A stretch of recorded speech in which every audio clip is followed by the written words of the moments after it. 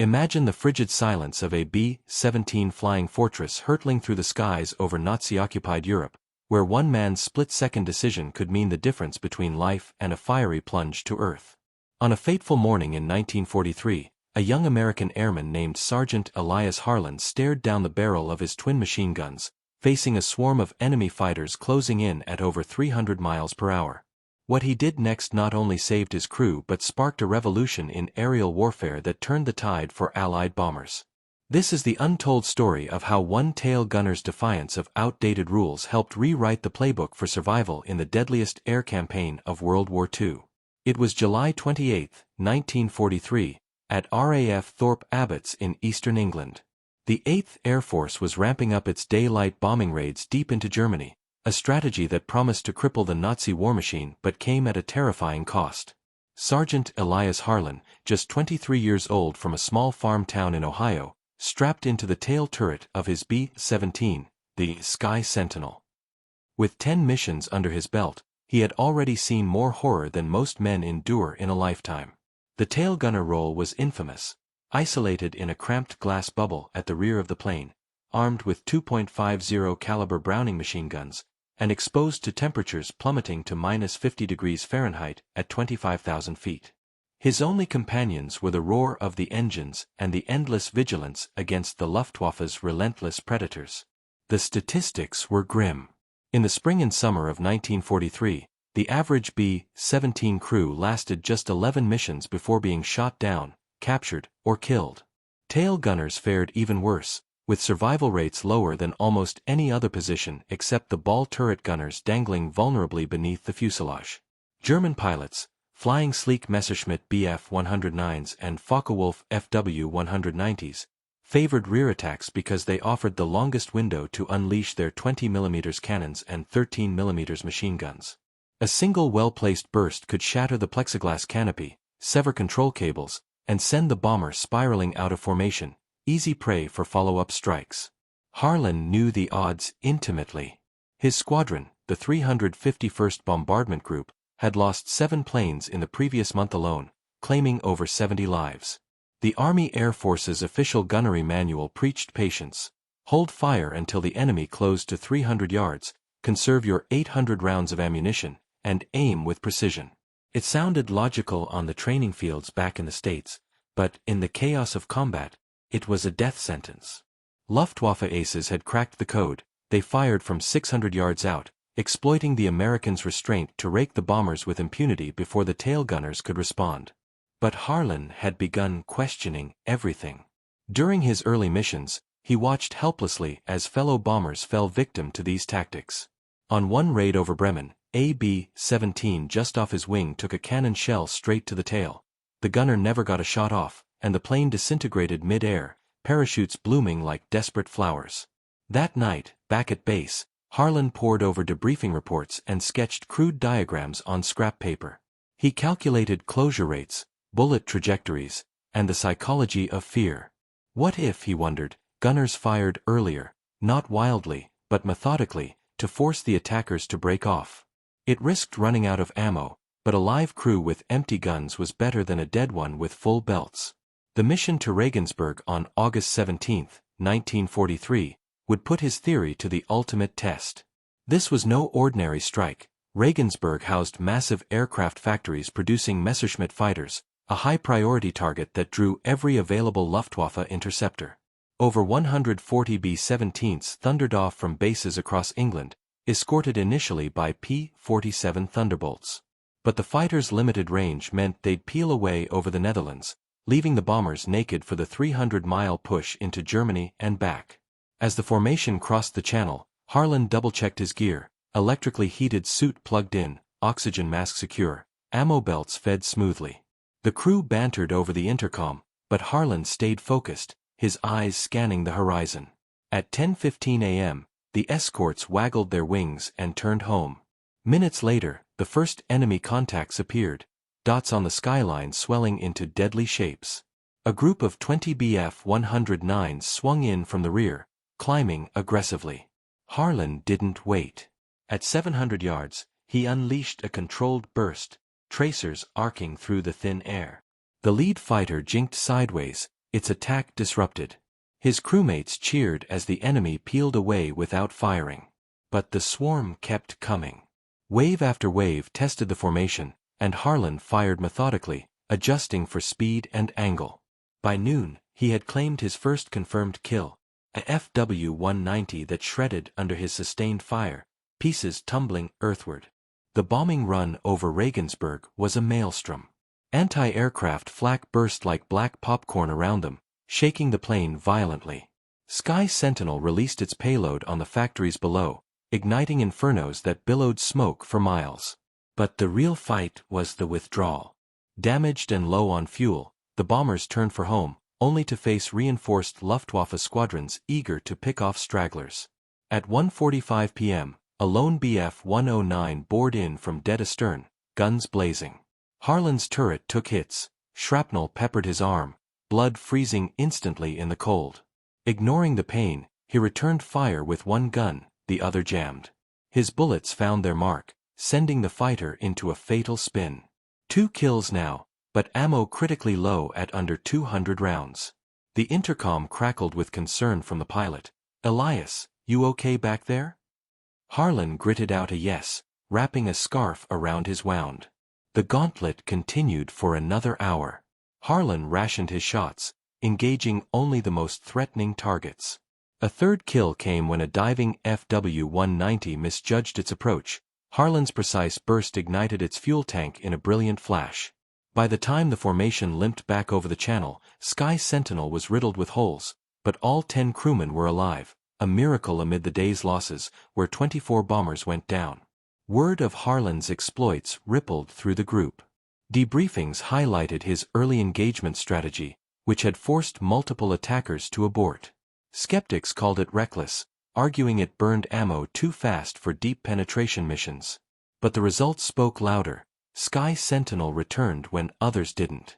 Other gunners started experimenting, and survival rates in the squadron ticked upward.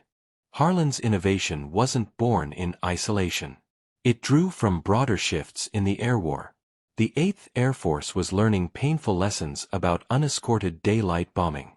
Earlier raids, like the infamous Schweinfurt mission in October 1943, would see even heavier casualties, 60 bombers lost in one day.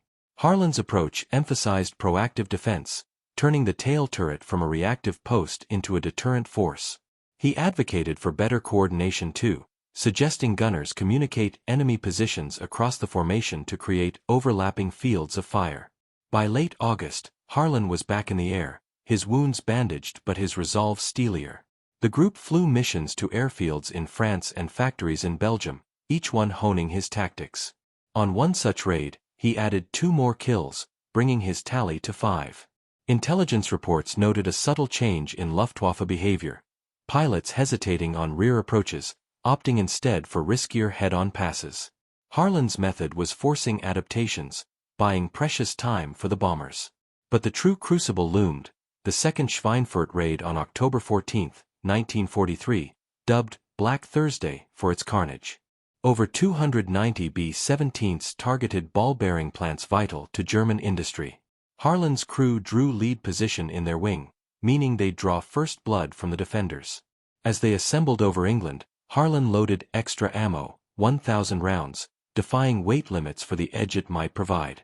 The outbound leg was deceptively calm until the escorts turned back. Then hell erupted. Over 300 German fighters pounced, coordinated by radar and ground controllers. From his turret, Harlan spotted the initial wave, 15 FW-190s climbing from below. He opened up at 600 yards, disrupting their climb and downing one with a lucky engine hit. The fight devolved into a furball, tracers crisscrossing the sky like lethal fireworks. Midway to the target, a cannon shell grazed Sky Sentinel's tail, wounding Harlan again, this time in the leg. Blood soaked his suit, but he stayed glued to his sights, claiming another kill as a Bf-109 ventured too close. The bombing run was precision amid pandemonium. Payloads dropped true, crippling the factories. But the return was a nightmare. Straggling bombers became targets, and Sky Sentinel, engines straining, fought off 3 more attacks. Harlan's ammo dwindled to 50 rounds, each burst a calculated risk. In a final desperate engagement over France, a pair of fighters closed in. Harlan waited until 400 yards, then fired his last volley. One enemy veered off smoking, the other retreated. Exhausted and bleeding, he slumped as the channel appeared. They landed at Thorpe Abbotts with 147 holes in the plane, but the crew intact. This mission solidified Harlan's legend. His confirmed kills now stood at 8, with probables pushing double digits. The 8th Air Force brass took notice. In November 1943, revised gunnery guidelines incorporated elements of his strategy, encouraging longer-range fire when it could break up attacks. Harlan's influence spread, contributing to lower loss rates as P-51 Mustang escorts arrived in 1944, extending protection deeper into Germany. Yet Harlan's story didn't end in glory alone. Grounded briefly for medical evaluation, he returned for 5 more missions before a concussion from flak forced his retirement from combat. His decorations included the Distinguished Flying Cross, Air Medal with Clusters, and Purple Heart, testaments to his valor. Post-war, he joined the U.S. Air Force's training cadre, mentoring new gunners on adaptive tactics that saved countless lives in later conflicts. Elias Harlan passed in 1985 at age 65, his memoirs unpublished but his legacy etched in aviation history. Museums like the National Museum of the Mighty 8th Air Force honor men like him, whose ingenuity turned vulnerability into strength. His tale reminds us that in the forge of war, one person's bold idea can echo through generations, preserving freedom against overwhelming odds. The air war over Europe had entered its most brutal phase by late 1943, and Sergeant Elias Harlan found himself at the center of an evolving deadly chess match between American bomber crews and the Luftwaffe's fighter pilots. What began as one man's quiet rebellion against doctrine was now rippling outward, changing how entire squadrons defended themselves. Yet the cost of innovation remained high. Every mission tested not just courage, but the fragile balance between aggression and ammunition, survival and recklessness. After the Schweinfurt disaster, Harlan's group flew a string of shorter raids to occupied France and the Low Countries, targets chosen partly to rebuild confidence and partly to give the new long-range P-47 escorts time to prove themselves. On one such mission to Lille in early November, Harlan demonstrated the maturing of his technique. As the formation crossed the French coast, a dozen FW-190s rose to meet them in the classic rear approach. Harlan waited until 650 yards, then fired short, disciplined bursts, 3 to 5 rounds each, aimed not to destroy but to disrupt. The lead fighter veered sharply, forcing the entire staffel to scatter and lose their coordinated dive. Not a single cannon shell struck Sky Sentinel that day. The crew landed with full ammunition belts and 0 damage, a rarity in those months. Word spread quickly. Pilots and gunners from neighboring squadrons visited the 351's briefing room to hear Harlan explain his reasoning over coffee and cigarettes. He drew simple sketches on blackboards, closure curves, tracer drop at distance, the psychological impact of incoming fire on an attacking pilot's nerve. "They expect us to wait," he told them. "So we don't. Make them flinch first, and half the fight is already won." Some listened with skepticism, others left convinced. Within weeks, tail gunners across the 1st Bombardment Division began adopting modified versions, early warning shots at 600 to 700 yards, followed by aimed fire only when the threat persisted. The Luftwaffe noticed the shift almost immediately. Captured German pilots interrogated in England described growing frustration with American rear defense tactics. Where tail attacks had once been reliable kills, they now carried unacceptable risk. Pilots reported pulling out of dives earlier, wasting fuel and ammunition on aborted runs. Some squadrons experimented with new formations, attacking in pairs from high 6 o'clock to split the gunner's attention, or using decoy runs to draw fire and expose the bomber's flanks. But these adjustments could not fully restore the advantage the Germans had enjoyed earlier in the year. By December 1943, Harlan's crew drew one of the 8th Air Force's most punishing assignments yet, a strike against aircraft assembly plants at Emden, followed by a deep penetration to Kiel. The route promised heavy flak and fighter opposition from bases across northwest Germany. Harlan prepared meticulously. He convinced the armament chief to allow 1,100 rounds, extra belts strapped in every available space. He also taped a small mirror to the side of his turret to catch reflections from below, giving him a fraction more warning of low attacks. The mission launched into freezing fog on December 13. As the bombers climbed toward 24,000 feet, Harlan felt the familiar knot in his stomach tighten. The escort stayed longer this time, P-47s with new drop tanks pushing deeper than before. But over the North Sea, the fighters turned back, and the bombers pressed on alone. Enemy radar had tracked them from takeoff. The interceptors were already airborne. The first wave hit at 11:20 a.m., Bf-109s climbing steeply from the northeast, aiming for the low squadron. Harlan tracked them through his ring sight, waiting until the range closed to 650 yards before opening fire. His tracers connected on the second pass. One Messerschmitt rolled inverted and fell away trailing smoke. The rest broke off, giving the formation a brief respite.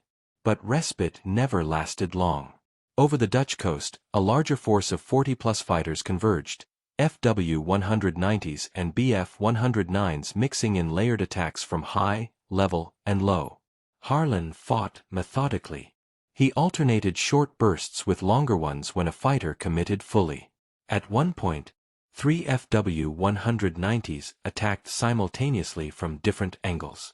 He swung his turret left, then right, then back again, firing in controlled 5-second pulses.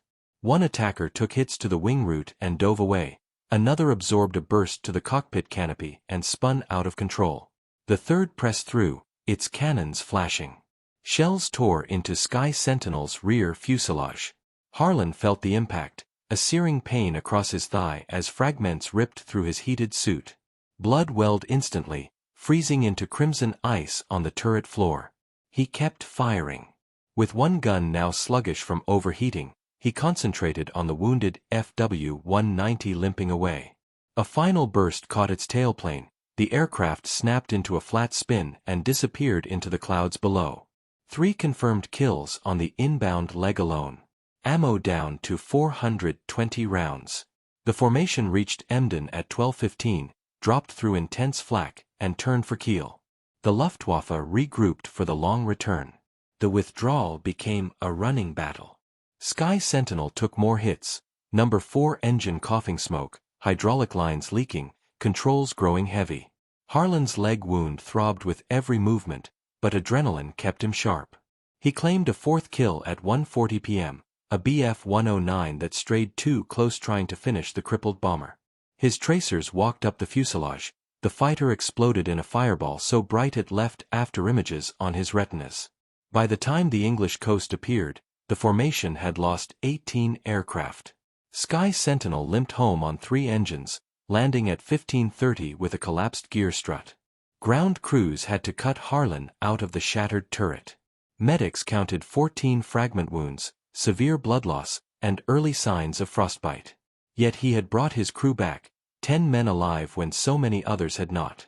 The mission debrief became a turning point. Intelligence officers reviewed gun camera footage showing Harlan's early engagements breaking up multiple attack waves.